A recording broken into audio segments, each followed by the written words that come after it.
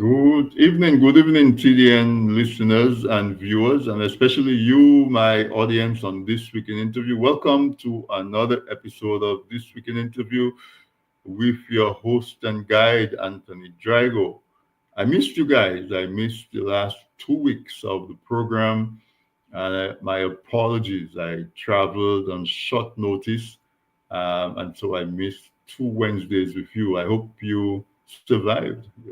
Um, I like to think that I mean so much to you that you are close to running out of breath because you haven't spent 2 weeks with me. But anyway, seriously, it's a pleasure to be back. And of course, Wednesday being the highlight of my life of my week, because I spent this week in interview with you. I want to say that I am happy and grateful to be back. Special good night to those of you in Dominica listening to us through RVR Jams Radio on DigiPlay channel 59. Welcome to you. And of course, in the Toronto market, the SBE Online Radio carries this weekend interview live as well. We carry this weekend interview, of course, on Facebook, our this weekend interview page, our TDN radio page, also on YouTube, on Instagram, and all the other social media platforms. So if you happen to be watching me or being with me on one of those platforms, please like us, subscribe, and turn on your notification because then you will know when we have all of this great programming on so you would not miss it. It's Carnival season, and I give you a very special thank you for spending the time with us instead of listening to Calypso. It's Carnival season, it's Calypso season, it's Bacchanal season, and all of what goes with that. As you do Carnival, what do you think about some people and some islands associated with the celebration of the slaves when they found out that they had been emancipated? They took to the streets and danced. And in the Caribbean, that took place in August, I think, of 1830, 1834, I think when it was Emancipation Declaration.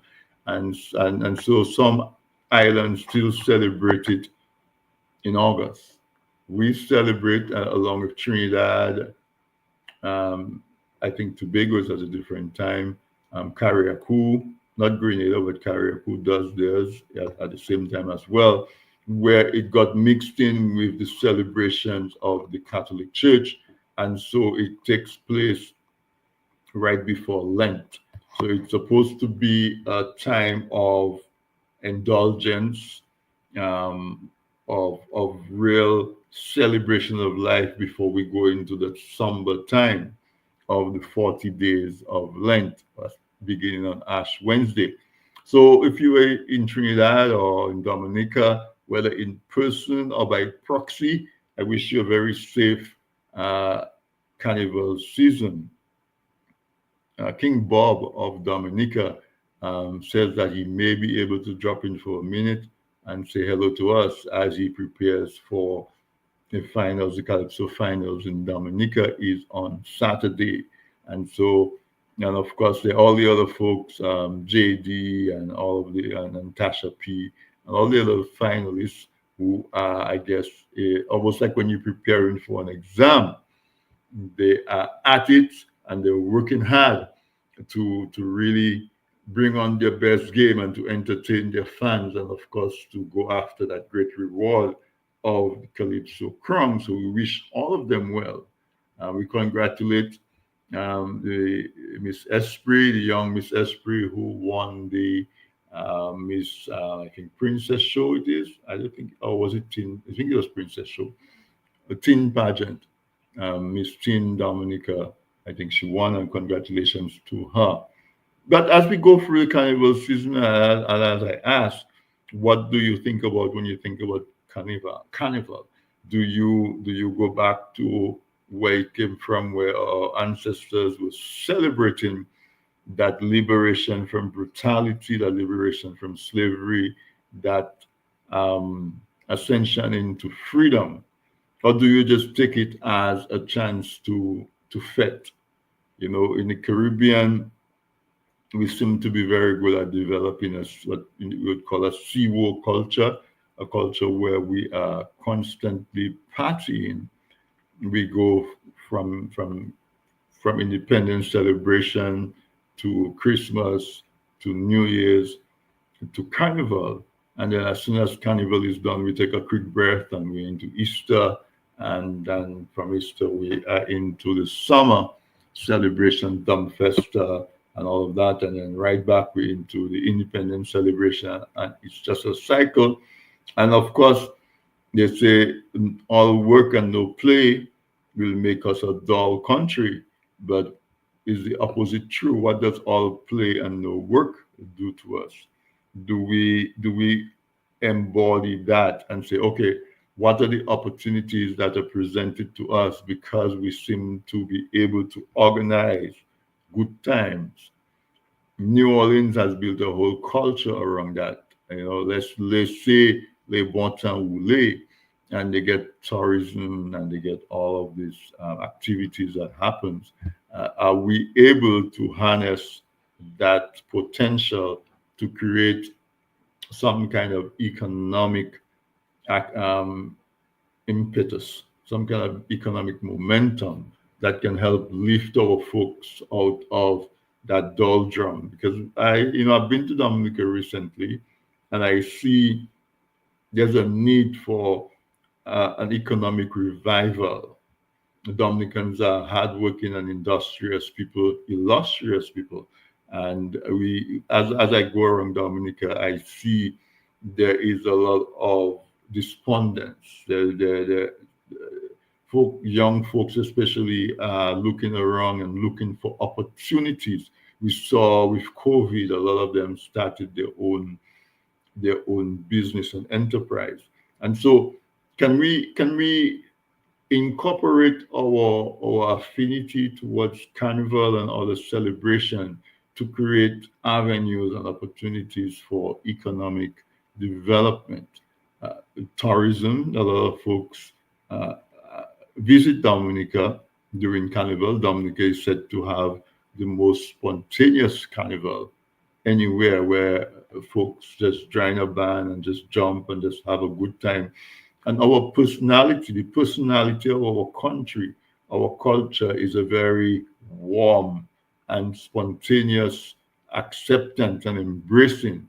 And that lends itself to the celebrations that we have. How can we harness that? Now that Airbnb is a thing, people are getting more comfortable in hosting people at their homes, whereas Dominicans have always been welcoming and open to guests. It's just that with this new development, we are probably a little bit more brave or bold in terms of expecting some kind of economic or financial return for our generosity and our hospitality. So, are there opportunities there to say, okay, I can open my home, I have an extra room, my kids are grown, whatever, come stay with me. And that way you get to experience true Dominican culture and hospitality. But in exchange for that, you contribute towards the meals and the bills and the lights that you enjoy while you are with us. So there is that relationship that can develop where our homes, and we can grow our warmth and our Dominican hospitality into an economic activity. So that could be the upside of Carnival and all this other fete, and our ability to organize a good fete. Here people come to Dominica and they say had such a great time. Is it just that they have a great time and they, have some drinks, go to some shows and they go back? But how do we see the country progressing? What is the 5 year, 10 year, 15, 20 year plan for the country, and how does those activities fit and push us along that path? So we talk about hospitality or food, with respect to the late Ronald Astafan. I never met him in person, but I interviewed him twice on my program, and we developed a relationship where he would talk to me about Dominican cuisine. And he was a trained chef. Not only he was a trained chef, he was a trainer of chefs. And he told me, I think I have it on record in one of our programs, that he thinks the only other island in the Caribbean whose cuisine is as sophisticated and complex and as robust as Dominica is probably Trinidad. He was really, one of the admirers or proponents of Dominica having a really vibrant and and really interesting cuisine. So how do we again, when our visitors come, get them to experience Dominican cuisine? Let's not do so much of the macaroni and cheese and I don't know, chicken parmesan and those other kind of things that we think so that we're sophisticated.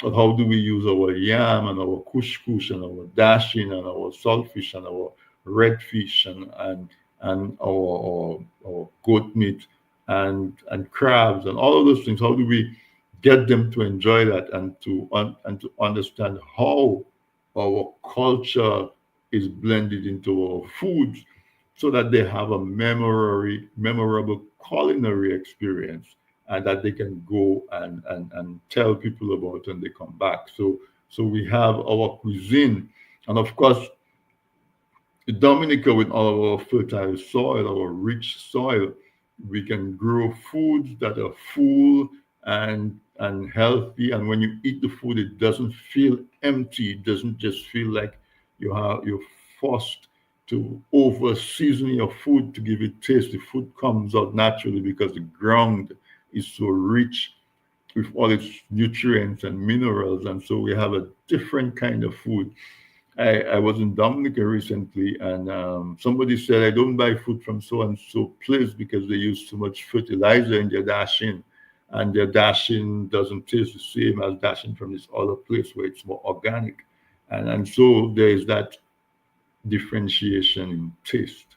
And how can we do that for the benefit of our people, but also share it with our visitors so that, again, we have the opportunity to transfer that experience and reap financial and economic benefit from our cuisine. Our music, the bouillon music, has been taking the world by storm.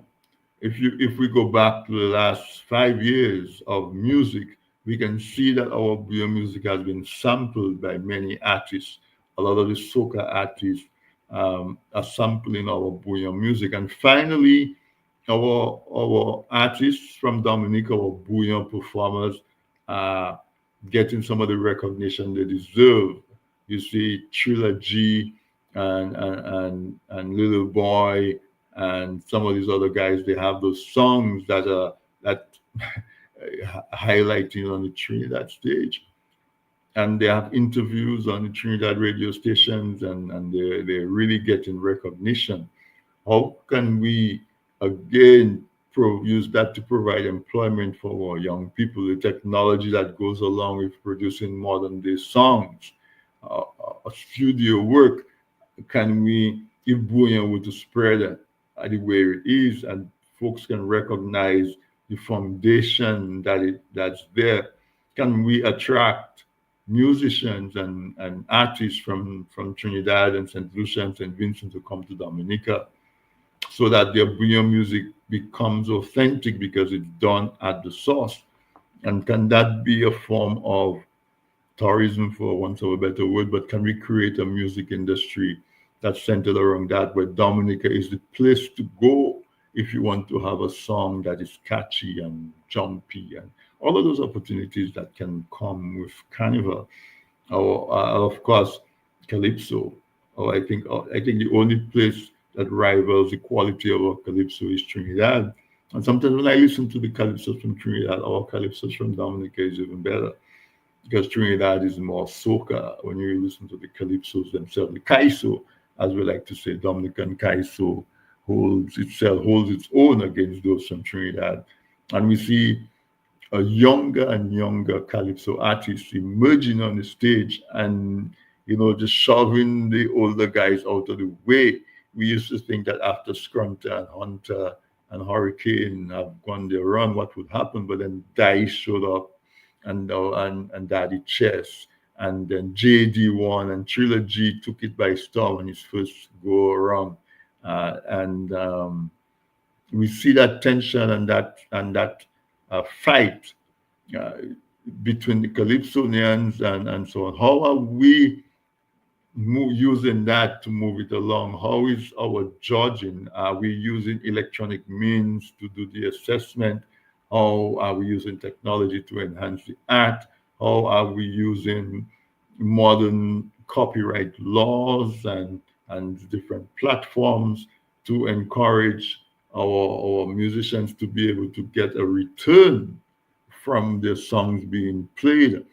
Are we still content to just have our calypsos play during carnival time, and the rest of the year it doesn't play? We go back to R&B and soca from Trinidad and whatnot. Why can't our artists enjoy a presence 12 months out of the year so that they can see their popularity rise, and then we can have mega stars like an Asa Banton, um, who can easily make a living from their art and their craft. Carnival should be that. Our costume making, I'm not sure where it is right now with the passing of people like Danley Guy and those guys. Michel Raffle used to do a mean carnival costume as well.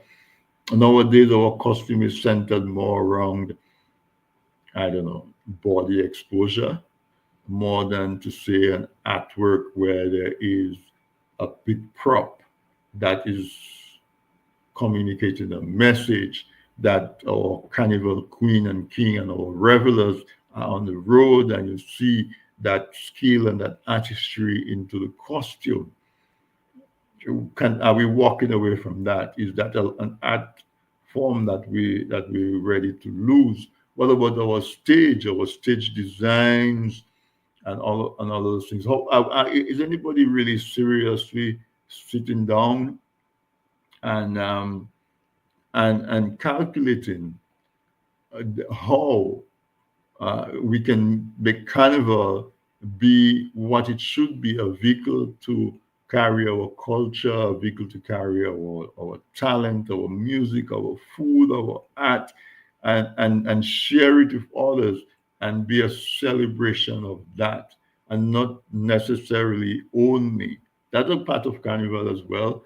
The liberation of your spirit, the liberation away from the shackles, where you have a couple of days where you don't have to worry too much about rules and laws, and you express yourself.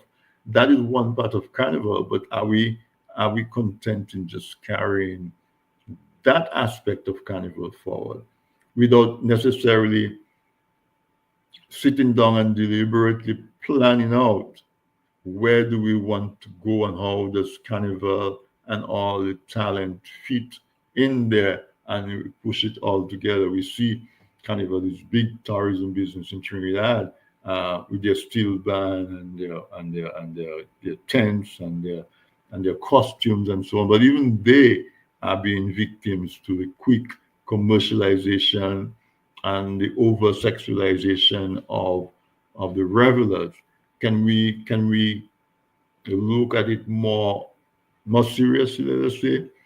Even if on Carnival Day we are serious about anything, but getting our drinks in and our reveling on. But leading up to that, can we depend on the leaders and the planners and the Ministry of Tourism and the Festival Commission to really look at it on a whole and see how we can create the vehicle that will help continue to propel our carnival forward? So we have our music, we have our reveling, we have our food, we have our skill in costume building and stage decoration, and all of those things that we can use to make sure that carnival is a positive experience, a real positive experience. But we know carnival can have long-lasting impact. Like if you call Carnival happens in February and March, the second and the third month. If we go to the 11th and 12th month, we can see, if we look at population and birthdays, we can see a spike in that time, and not necessarily um, planned events, but maybe alcohol influence decisions, where folks meet and have physical contact that they probably would not have under different circumstances. And there's some unwanted pregnancies, there's some communication of diseases, transmission of diseases, there are incidents of violence, that not so pleasant dark side of Carnival, we also have to look at and see how we can mitigate and lessen that aspect of it. Because as a young girl, for example, becomes pregnant because of a decision that was made as we caught up in the frenzy of music and alcohol and maybe marijuana and whatever it is.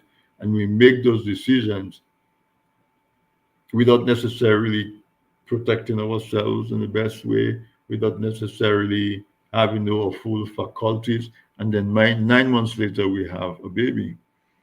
And for a young girl with limited support that's available in Dominica in terms of childcare and all of those things, suddenly you find that whatever plans you had for yourself suddenly becomes caught out at the knees, because now you have this other human being that is depending on you, and you cannot just be spontaneous, you cannot be as entrepreneurial as you would like to be. You might find yourself being forced to associate with people that you know are not good for you, but maybe they can help you to take care of your young one. And so we want to implore our young women to be careful. Now, the burden is not just on young women, our men, because there you go, you meet this young girl, and you have a connection, and you're not as responsible as you should be in that moment. Same decision that the woman makes, and you have physical contact, and she has your baby. Now you have a responsibility to take care of that child. And if you are a responsible young man, the impact on you is going to be similar to the impact on the young mother.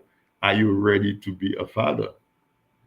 So the message for the carnival to the young men is, make sure you make that commitment that you're going to wait before you become a father. Make sure you make that commitment that you say, I this young lady that I just met in the band, I don't know her well enough to be attached to her for the next 18, 20, 25 years, because that's how long it takes for a child to be able to fend for him or herself. And so that decision that you make in the spur and in the spot of the moment is a decision that attaches a responsibility to you for the next 20, 25 years. Are you ready for that as a 15, a 16, a 17, 18-year old, even a 21, 22? Are you ready for that kind of commitment? So on both sides of the young women and the young men, we would say, wait. Make up your mind before you start to drink that you're going to wait. I grew up in Castlebrooks, and I remember some of the men, young men in my village, we didn't know they were going to drink and get very drunk.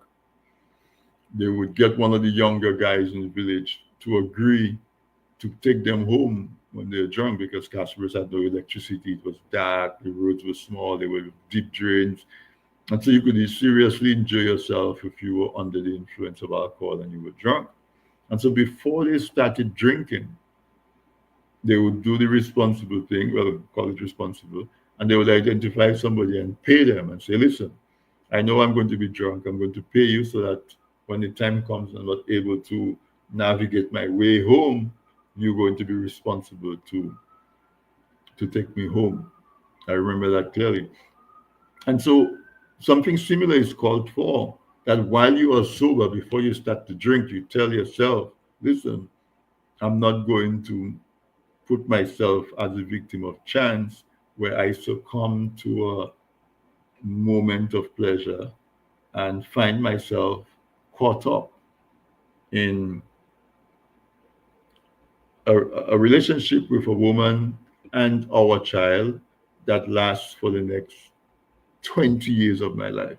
Sometimes you're not even 20 years yet, and you're making a commitment for the next 20 years of your life. That's what it is, really. If you, at a minimum, I mean, it's a lifetime because it's a child and you're a father, so it's a lifetime commitment.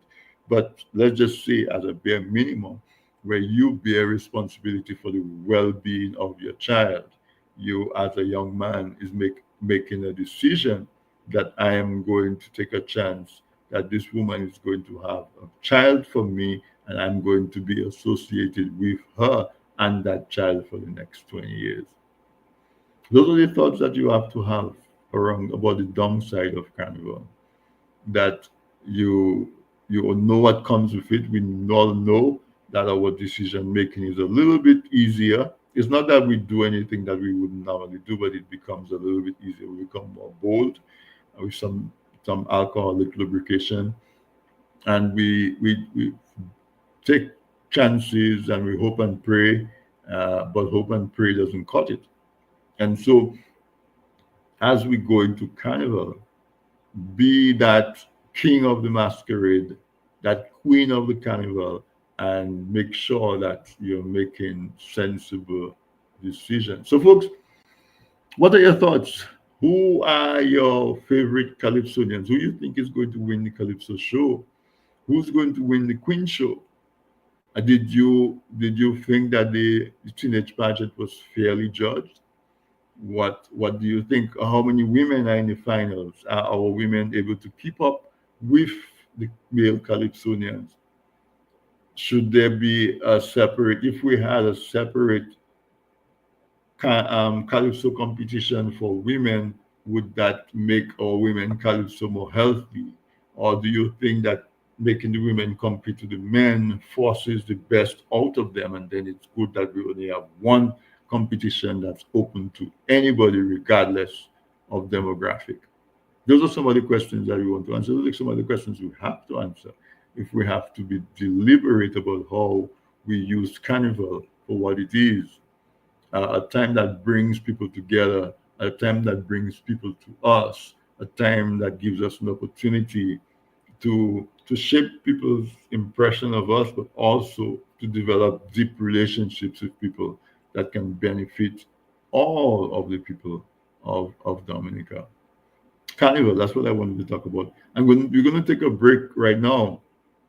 When we come back, we'll spend some time talking about Black History Month, because the month of February in the United States, which is the month of the birth of Martin Luther King, and that's why it is celebrated as Black History Month, that we are going to talk about Black History Month. We're going to highlight some of our major contributions to society, although we know we suffer from folks trying to steal our thunder and try to denigrate us and make us think that we exist to take from the system without giving anything back. We're no different. And so when we come back, we'll talk about Black History Month. And Sam will join me to talk about some of the works that he's done around his poetry and some of his other works, commemorating our melanated people, or people who can stand in the sun and enjoy the health without getting burnt, our brown and black people of African descent. Quick break. Let's get a word from our sponsors, and we'll be right back. Presented by. People say I've got a great smile. Well, I have to say, this is all thanks to the professional team at Beacon Dental Group right here in Dorchester, Massachusetts. I've got world-class dental care. Beacon Dental Group has expert and caring staff dedicated to providing the most advanced and satisfactory treatment in all aspects of oral health. Their services are designed to meet your needs and give you a perfect smile, too. General checkups, cosmetic surgery, Gemini laser service, and advanced procedures, all in a state-of-the-art facility. Call or visit Beacon Dental Group today, 1026 Blue Hill Avenue, Dorchester, Massachusetts, or call 617-282-2146 for a smile that lights the world.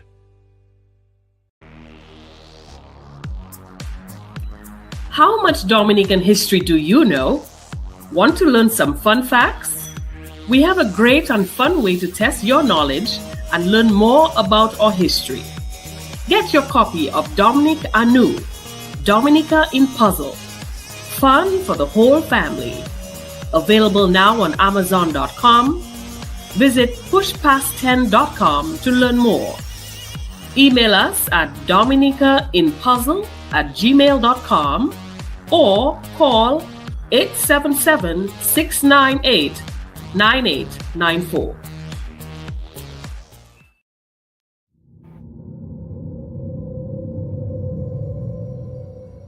A smart house run by a vengeful AI, a mute witness to an act of unspeakable evil. A breadfruit thief is haunted. A young man unwittingly creates a god. Giant crapos terrorize a community. A witch seeks revenge on her neighbors, and much more. The Piton Noir Writing Collective is thrilled to announce the release of the third book in their acclaimed anthology series, The Flying Crapo. Flying Crapo, Heroes and Monsters. Now available for purchase on Amazon.com. Get your copy today and embark on a journey filled with heroes, monsters, and the magic of the Caribbean. Get ready for an electrifying thriller. A fearless New York attorney takes on corrupt corporate giants fighting for the powerless. Can this seasoned attorney and his team take down a monstrous company and its powerful leader? What will be the final verdict? What price will our heroes pay? Find out as you turn the pages of The Trust by Sam George. Get your copy of The Trust today from Amazon.com. Looking to promote your business, engage current customers, and reach new people? Well, look no further. From the basic presentation to a fully fledged advertisement, use your video ads to attract customers. At Man's Audiovisual Productions, we do just that. We produce videos for business and event promotions, product demo videos, animated explainer videos, fundraiser ads, and much, much more. Engage your clients and sell online. We customize the video to match your brand design. Guaranteed to play flawless on all devices, including smart TVs. Contact us at telephone number 203-690-4342 or 767-245-6238. Visit our website, mansaudiovisual.com, or email us at derekvideo@gmail.com.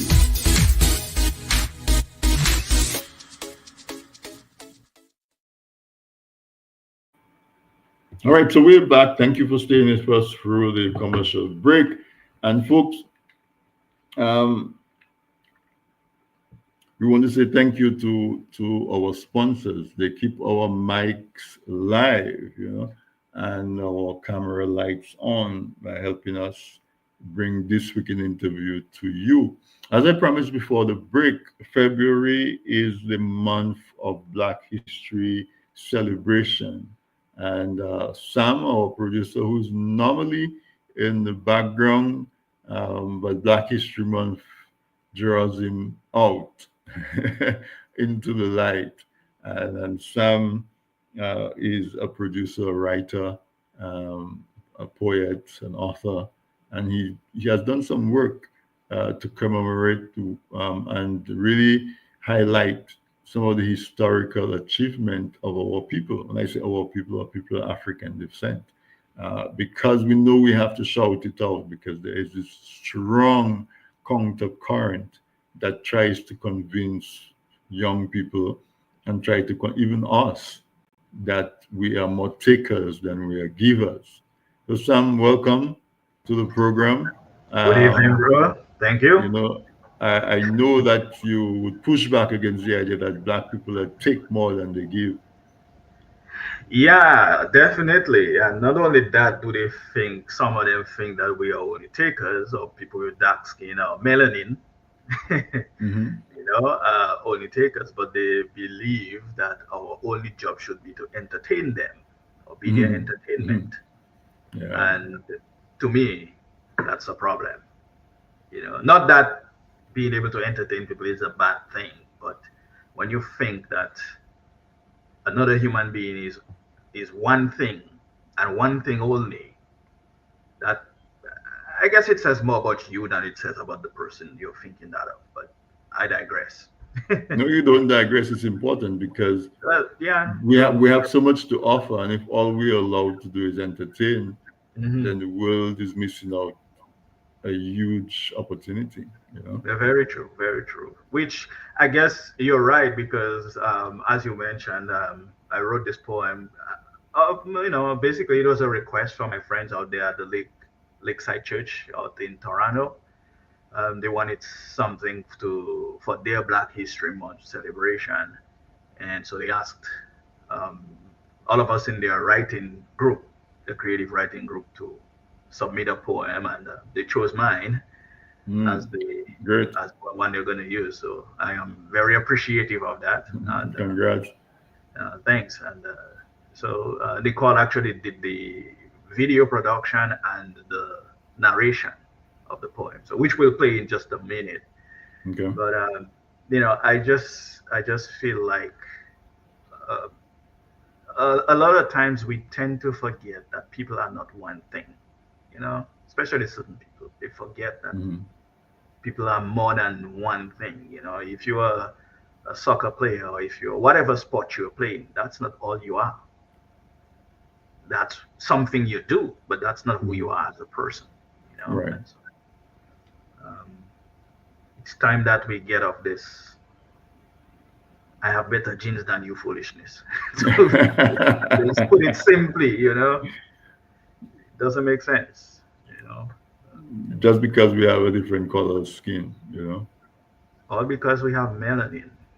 Yeah. Because it's not You know, necessarily, it's not only the color of skin. Because remember, you have to remember, some people have less melanin, but they also considered black. You know, so yeah, I think it's just you have that 1% of melanin, and yeah, You- and that tells you, but that is the phenotype that they use to distinguish. And yeah, sometimes I used to say, if human beings were covered in fur, if they would choose the color of their dogs, would they think that a black dog is more or less inferior or superior to a white dog? But because human beings don't have fur, right. they feel free and at liberty to accept a black dog and a white dog and a black horse and a white horse and a brown horse and understand that the color of the fur of an animal doesn't has anything to do with its ability to race or to guard or to hunt or whatever it is, but they do it with the color of our skin. And Yeah. it would be interesting if human beings were covered in fur. How would they judge their pets? Well, I think it would be. I think it's really based on seeing the ability or people's ability That's rather what it than, should be. you know, yeah. But And like as Haile Selassie said in his speech to United Nations, until the color of your skin is of no more significance than the color of your eyes. Mhm. I mean, we use color of eyes maybe for aesthetics, which is what it should be, but not necessarily to judge ability. So we need to move to where the amount of melanin you have in your skin should be just as yeah, um, and irrelevant. you know, I, I read somewhere that the amount of melanin you have is what actually decides the color of your eyes. So just think about that, whether that's true or not. uh, some You know, impact, right? it has some impact. So. So tell us about Black History Month and your work and your thoughts around that. To be honest, I am not really a big fan of the idea of Black History Month. I mean, I get where the idea came from. I Hmm. forget the gentleman's name. He created, it was from a magazine that he had created celebrating Negro at the time. They used the word Negro, Hmm. Negro Week. And Hmm. essentially, Black History Month grew for there. I mean, people can go look it up. And it became Black History Month. So I'm not necessarily a fan of that because I obviously, Black history or so-called Black history is the history of the world, Right. the history of mankind. So you can't really squeeze it into 28 days. But even if someone asks me to participate in some kind of way, I'll do what I can Hmm. in within my limits to do what I can to help celebrate, to help. And well, it's not even really just celebrating, it's also highlighting a few of the folks that you don't hear about or you never heard about. Right. I Hmm. mean, every year, even schools, classrooms talk about MLK Jr., they talk about this. A few people may talk about Marcus Garvey, a few may talk about um, Malcolm X, and so on, especially in the US. But there are other people who made significant contributions to the world, and that's everything from medicine to civil rights to rocket scientists, even to this day, Technology. Hmm. technology, even some of the technology we have to this day, without some of the brilliance of, and not only black men, but black women as well. Hmm. Without their significant contributions, would be lost in some cases. So this poem is called Melanin in Motion, and it seeks to highlight just a few of the folks within the allotted time we had, uh, just to highlight a few of those folks, and just to give us an idea that we are not, or we were not all entertainers, we are not all artists, we are not all takers, Existing for the benefit of other people.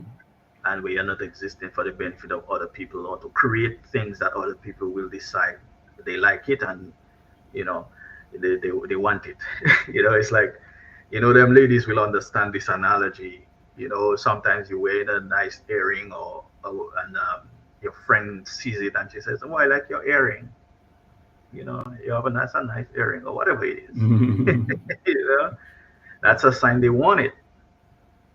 So they may not even understand where you got it from. It may have been a gift, but they say it in a way where they want you to tell them you like it. Well, here, have it. And so this is what happens with us, and that's everything from music to art to everything. So Everything. we have to come to a place where we know how to protect our things, or protect the things we create. You know, Right.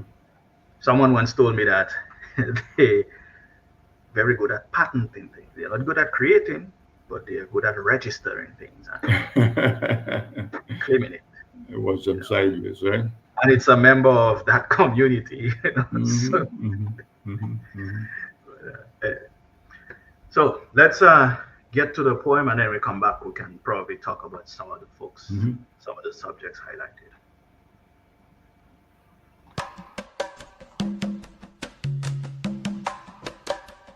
Melanin in motion.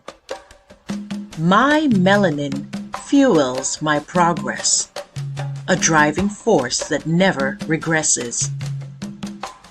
Like the heartbeat of the earth, it resonates in the minds and hands of those who innovate. Look back and see the shadows of giants, unsung legends, rising, defying the silence. From Percy Julian, crafting dreams in labs, creating futures, breaking societal slabs. His voice echoed through the corridors of time, transforming science with each paradigm. A chemist painting the world with his visions, turning dreams to reality despite the divisions. And then there's May, Reaching for the stars, an astronaut whose journey shattered the bars. From engineer to physician, she carved her way, orbiting Earth, showing us no delay. Katherine Johnson, math genius in flight, calculating trajectories, making history bright. Her numbers paved paths for those daring to soar, breaking bounds of what was possible before. Ed Dwight, sculptor of dreams, wise with hands, an aeronautical engineer who turned the page. With visions of flight, he soared through the skies, a pioneer whose artistry helps dreams realize. And then there's Kismikia, wise and bright, a scientist dedicated to making things right. In battling illness, she takes the lead, building a future where science can succeed. Gladys West, mapping the earth with grace. Her model, forming an essential base, foundation for the GPS guiding journeys we trace. Without her brilliance, we'd be lost, earth and space. Maya Angelou, with words like a song, her voice a balm for the weary and wrong. With Still I Rise, she broke every chain, her poetry a testament to enduring pain. These are but a few, times not enough, to highlight every genius, melanin, king or queen, each a beacon, a testament to human might. So let's rise with our beautiful melanin, not just in history, but in the now we begin. With every heartbeat, we honor their fight. Innovative creators and thinkers, our future sparks the black and life.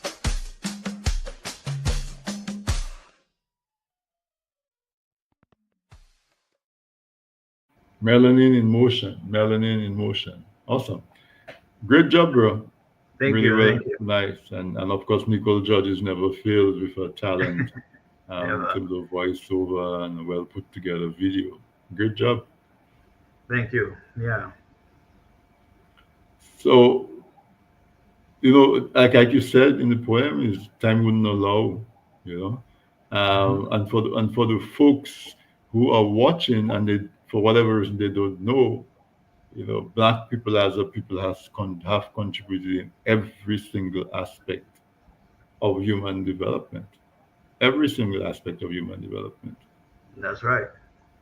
Yeah, and we continue to. And for the time in history where we've been stymied and restricted and held back, the world has suffered and has regressed. And so as a people, we need to embrace that and continue to fight. Yeah, I mean, most certainly we can't just, what do you call it, lay back and just take things as they are. I mean, if you really think about it globally, melanated people are the world's population. Yeah, you know it started with a melanated people. Yeah. exactly.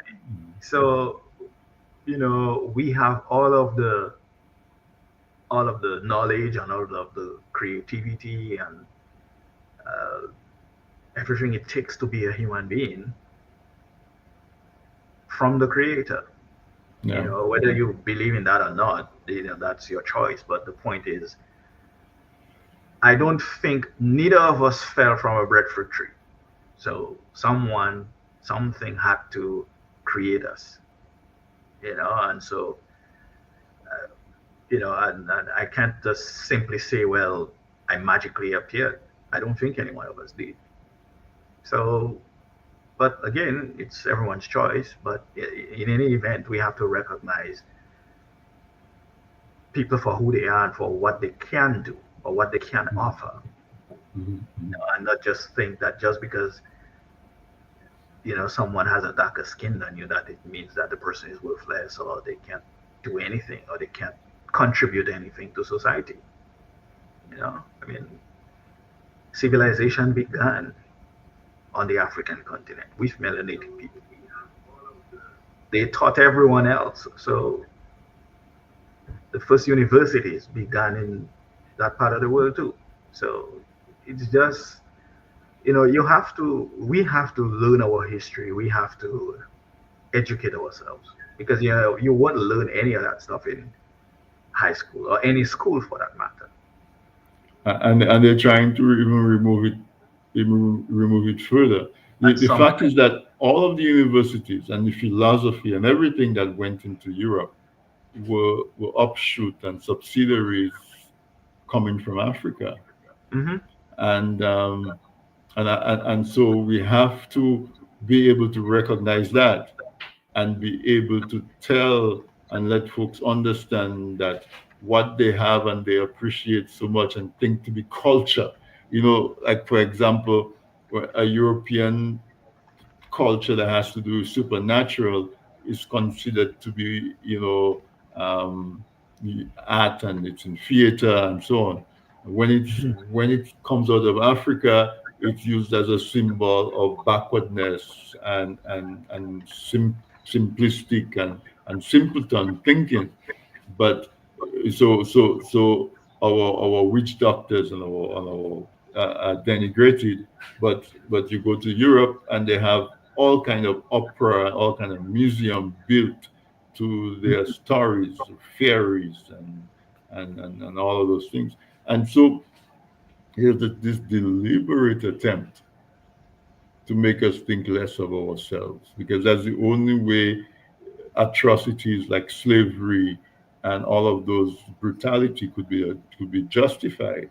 And even when animal cruelty is frowned upon, we are still considered, because there's some people who like to categorize us as subhuman.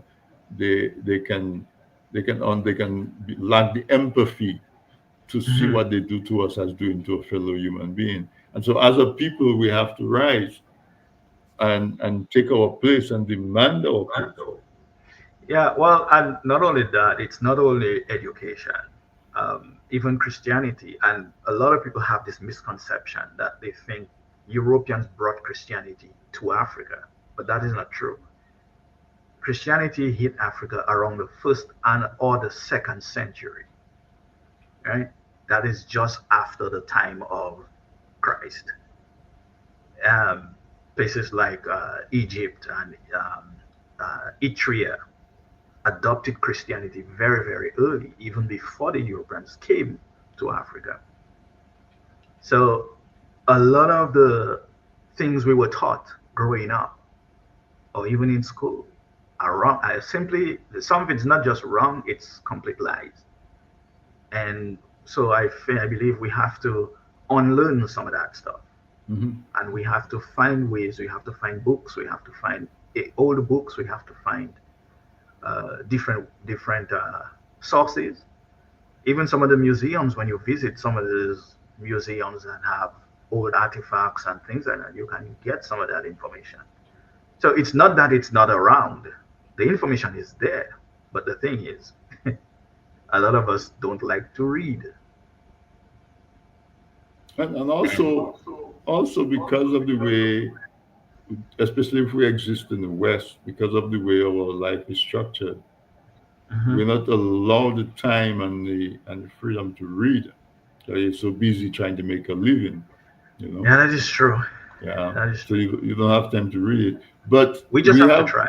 we have to understand, and religion, we have to understand that religion was handed to us in a different framework and a different setting and with a different motive.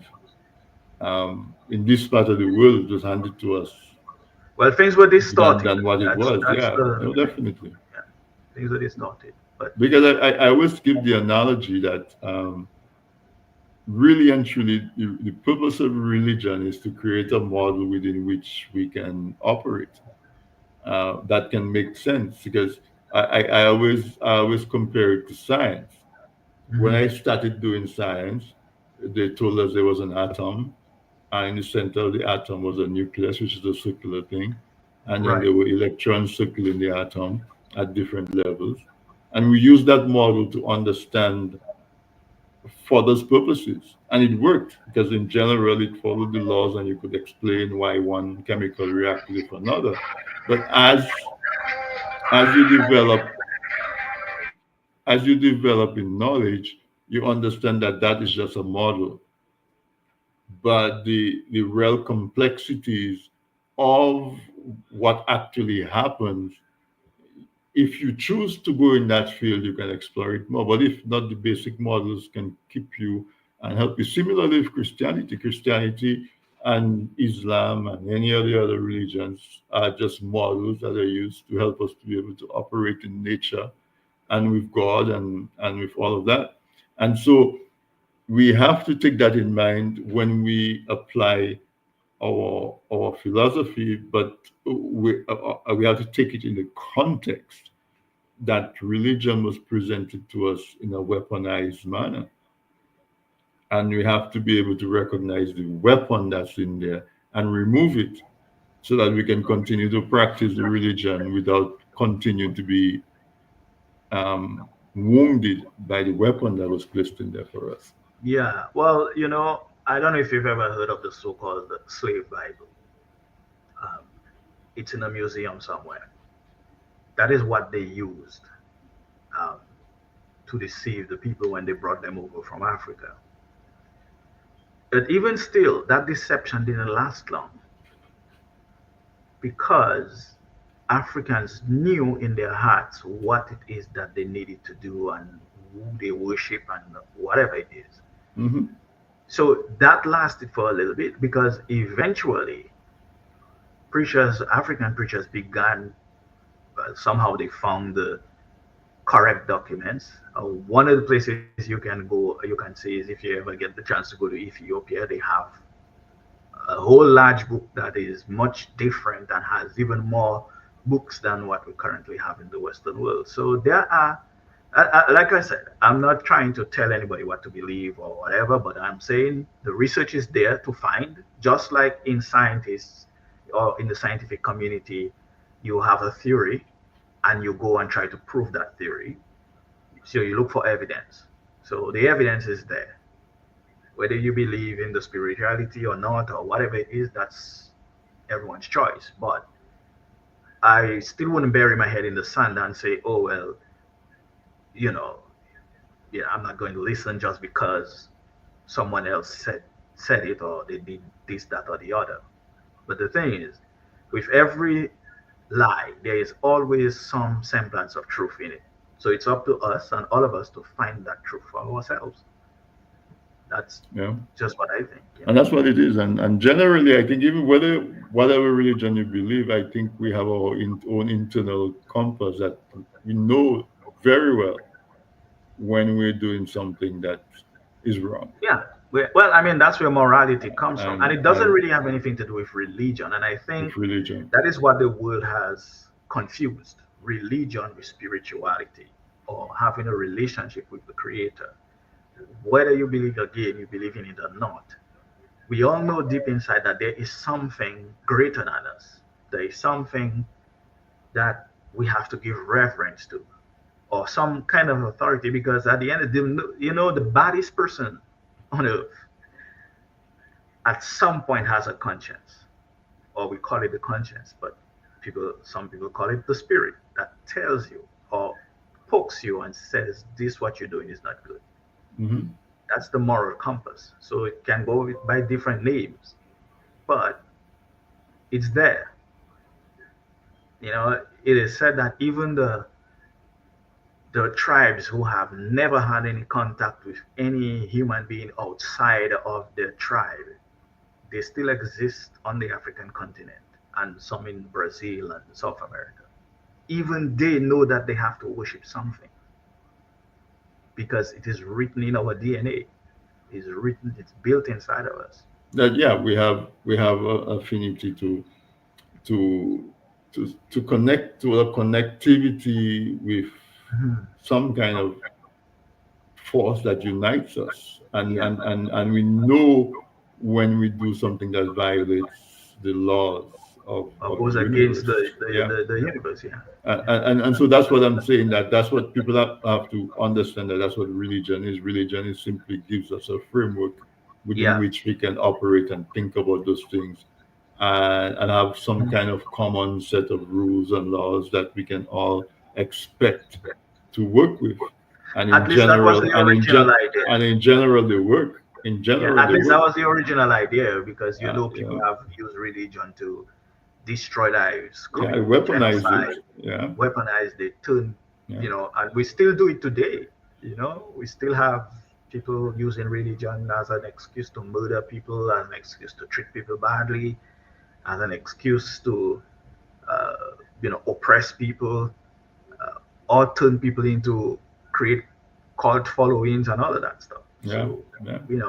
we have, So it's human nature that anything that is man-made is going to end up in a hierarchy, and yeah. the folks who feel like they have more power and more privilege think that the way they can differentiate themselves is to impose their Mhm. will on those that are at a lower setting in that. And so it happens in science, it Yeah, happens in religion, it happens in politics, it happens in business, it happens especially in politics. I mean, yeah. So in every politics. realm of human interaction, Yeah. you have folks who choose that because they are quote unquote at a higher state than those below, their way to express it or to feel that to say that their higher state is to suppress those that are at a lower station, Well, and that results in conflict.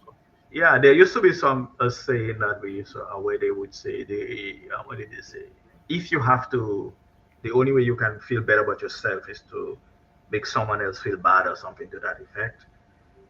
I think that's the same thing that happens, but it's just on a larger scale, you know, Yeah, and and I was going to say, and unfortunately, that is a very European model, and mhm. European models seem to be dominating most of the societies on Earth today. And so it is widespread, and because it is widespread, it's generally accepted. But where Yeah. you have societies where it's more flat, where people recognize that folks have different roles and different responsibility, but at the end of the day, all of us are human beings. Those are a vast minority, and so they don't count almost. But I believe that that won't last forever, because nothing on earth is eternal. You know, um, at some point things will change, Yeah. because there was a time when that wasn't the case. Mhm. And there's nothing new under the sun. So things always change. That's the one constant in life, right? Change, whether we like it or not. And in the It takes whole, time it takes sometimes, but time. Yeah. In but the it whole history of mankind, this is just a small segment of, and therefore the pendulum is always going to swing in the other direction. yeah, Yeah. yeah. And that is also one of the reasons why certain people are afraid, especially in the Western world, to give monolithic people power, or too much Yeah. power. They give you a little bit, and then as soon as you do anything, or you say anything, or you try to elevate someone else who looks like you, they'll take that power back from you if they can. Mhm. Because there's this thing that is called fear of retribution. You know, that was exactly their reaction to the 2008 election, for example, in the USA. Mhm. Mhm. They thought that, well, okay, this guy has power now, so he's gonna come after us. Some people literally said that. So Yeah. it's that fear. It's like, when you're doing something wrong to a person, and you think that person can't beat you up, or they cannot do anything to you, you take advantage. But as soon as you realize that, hey, this person is not the chump I thought they were, CUMP, You start CHUMP, to you start to tremble. Yeah. you start to tremble. because you realize that, hey, I've been messing with this guy all this time. He hasn't been saying anything, and the worst thing to do is mess with a quiet person. You understand? Because you don't know Yeah, what this person is thinking, thinking, right? and that is the fear that they're dealing with. But they need not fear, man. We're not gonna do anything to you. Black folks are the most forgiving people on earth. Yeah, I say two anyway, but too forgiving. But that's me. But Yeah, bro, it's it's at the end of the hour. But I guess the whole point is that February being Black History Month, the month where we celebrate Black history in this part of the world, because Black history is so much deeper and longer and more yeah. durable than what we consider to be Black history. Mhm. That wherever we can shed a little light, darkness cannot exist in the presence of light. Exactly. So Exactly. every time we can shine a little light in the dark spot, Mhm. we'll take the opportunity to do so, to let our people know, as Marcus Garvey say, we are a mighty people. You know, Yep. we're a Yep. mighty people, Yeah. and, one- I and, mean, and we need to recognize that and rise up. You know, yeah, and it's important for our young people to know that they weren't only born to see war, yeah, whether yeah. they in the United States or whether in Canada or whether you on planet Dominica, wherever you are. you know, we weren't only created or born to see war, you know. And so running around and all these things that these young folks are doing, some of them anyway, doesn't seem like there is no end in sight. You see, young folks are dying much faster these days than older folks. You know, it's just, There's a lot of them, though. yeah, it's like, you know, it's like there is an epidemic of young There's a, folks passing away. there's a lot I, of them. So no matter how many of them that died, there's 20 more to take place of the one that died. So my point is no that, death is acceptable, but yeah, yeah, but I mean, so that's what I'm saying. So we have to try to do right. I mean, yeah, yeah. um, you know, so I found out a little this week about a young lady from Dominica. Well, she's from St. Martin, but her parents are from Dominica, and she Hmm. passed away Wow. one day after being on a ventilator. You know, a Hmm. young lady, 20 something years old. Hmm. She Wow. got a, she got a, she had a sinus infection, turned into an abscess. Then she had swelling on the brain. They eventually had to put her on life support, and this took 24 hours. Hmm. So my point is that young folks, if you whoever it is actually, if there's Hmm. something you need to do, do it. Right. Hmm. Don't waste time because you don't know. As we used to say back in the day, you don't know when Basil come knocking. Gonna come knocking. For my Dominican people, right? You know. Yeah. But again, in celebration of Black History Month, I hope you guys enjoyed the poem and look up some of the folks that we talked about. Like the man um, Hmm. uh, Percy Julian. He was a civil rights activist. He was a medical professional, a scientist, a chemist, and an academic. And he played significant roles in creating medicine from plants, including some medicines that we still use today, things like cortisone and steroids and even birth control. So, and then some of the ladies scientists and Mae West. Without her, maybe we would have gotten GPS at some point, but it was her work they used to create the base for the GPS system For the that we use GPS today. system. So and many others. So I say educate yourselves. All of us have to educate ourselves about our people or people who look like us and see what they've contributed. The Kismekia, I think is her name. I believe she's from Dominica. Oh yeah. Okay. She worked on the COVID-19 vaccine. Hmm. She was one of the top scientists on this COVID-19 vaccine. Whether you believe in the vaccine or not, or whether you took it or not, that's not the point. So we have to, and it's important to highlight people and their work. Most of those folks in the poem have already passed away.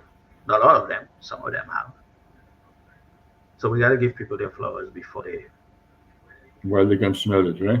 they can smell it, right? Before they return to us. All Anyway, right. Well, thank you, thank you, bro. bro, for joining me and for shining that light on Black History Month. It's important, as I said, that we start to tell those stories because the Yeah. people that consider themselves victors are trying their best to tamp it down and to put it under the rug, under the canopy, and not Well, shine. Let it shine, but it will shine. not to mention In every, taking credit. and taking credit for it. Exactly, exactly. So thank you, and good job on the poem. Thank you. Oh, by the way, one more thing before I go, Mhm. just to what I call it, tease fans of the Flying Crapple. Just know that the Flying Crapple 4 is on its way. But there's another one So coming. we are Wow! working on that as we speak, and so it's gonna be interesting. So be sure to keep a Congratulations to lookout that. for Then we that. look forward. We look forward to that. You know. Yeah. All right. Thanks, bro. All Okay. right. Thank you very much. All right. No problem. Well, folks, there you have it. Another episode of this week in interview. I hope you enjoy spending the time with me. I thank Sam for joining me and sharing with you beautiful poem that you wrote, "Melanin in Motion." Check it out and make it a commitment in the month of February. Maybe every week, but it's almost done. So if you haven't, then do it in retroactive. So find out about four scientists, black scientists that you did not know about. Maybe even start with those that Sam mentioned in the poem. You can go on our link and get a link to the poem. I'll post it there. I'll have Sam post it on the link on This Week in Interview on TDN page, so you can go there and see it. But stay safe, stay safe, stay safe. There's a lot of alcohol use in Carnival. Be careful with alcohol and driving. If you're riding a bike, wear a helmet. Try to stay sober.